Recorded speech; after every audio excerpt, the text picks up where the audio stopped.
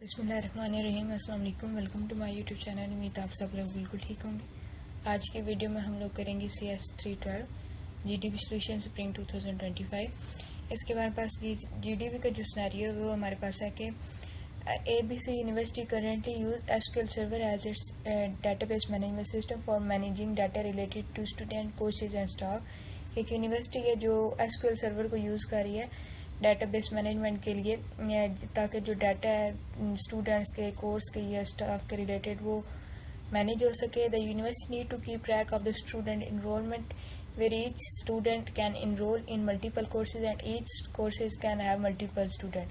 اب یونیورسٹی نے کو ٹریک کرنا ہے اسٹوڈنٹ کی انرولمنٹ کو، اور مطلب کہ اسٹوڈنٹ نے کتنے ملٹیپل سبجیکٹس میں انرول کیا اس کو، اور یہ جو ہر سبجیکٹ ہے اس میں کتنے ملٹیپل اسٹوڈنٹس ہیں ان کو انہوں نے ٹریک کرنا ہے. Initially the database designer attempts to manage this many-to-many relationship by directly linking the student and course table without introducing a third table. کہ انیشلی جو ڈیٹا بیس کا ڈیزائنر ہے اس نے ایسا کیا کہ مینی ٹو مینی ریلیشن شپ لگایا ہے، ڈائریکٹ لنک کیا اس نے اسٹوڈنٹ اور کورس ٹیبل کو، کوئی تھرڈ ٹیبل اس نے انٹروڈیوس نہیں کیا. اب کوشچن یہ ہے آپ کے پاس کہ if you think directly linking the two tables is an effective approach, کہ آپ کے خیال میں یہ ڈائریکٹ جو لنک کیا اس نے دو ٹیبل کو، یہ افیکٹو اپروچ ہے یا نہیں. اگر آپ کا آنسر یس میں ہے تو آپ ریزن دیں، اور اگر نو میں ہے تو آپ سوٹیبل سولوشن بھی بتائیں.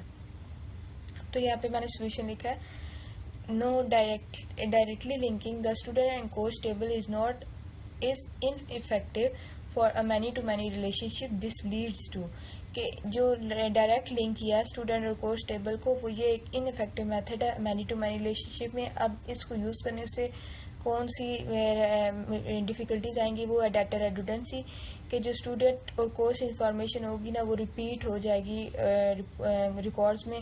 اس کے بعد کیوری کمپلیکسٹی آ جائے گی، مطلب جو ریٹرائیو کرنا انرولمنٹ کے لیے، مطلب اس کے لیے ڈیفیکلٹ ہو جائے گا. تھرڈ ہمارے پاس جو ایشو ہے وہ انٹیگریٹی ایشو ہے. اس میں جو کنسسٹنٹ ہوگی انرولمنٹ کی اس کو بہت زیادہ چیلنجنگ ہوگا.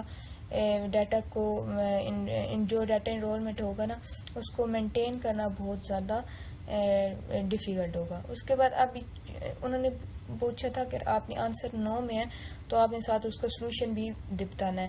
تو اب اس کا سولوشن یہ ہے کہ امپلیمنٹ اجیکشن ٹیبل، کہ آپ ایک انجیکشن ٹیبل کا امپلیمنٹ کرو. فار ایگزامپل انرولمنٹ کے نام سے ود فورن کی referencing student ID D and course ID D, جہاں پر آپ ایک ریفرنسنگ کی یوز کرو گے، فورن کی یوز کرو گے جو ریفر کرے گی اسٹوڈنٹ آئی ڈی کو، کورس آئی ڈی کو.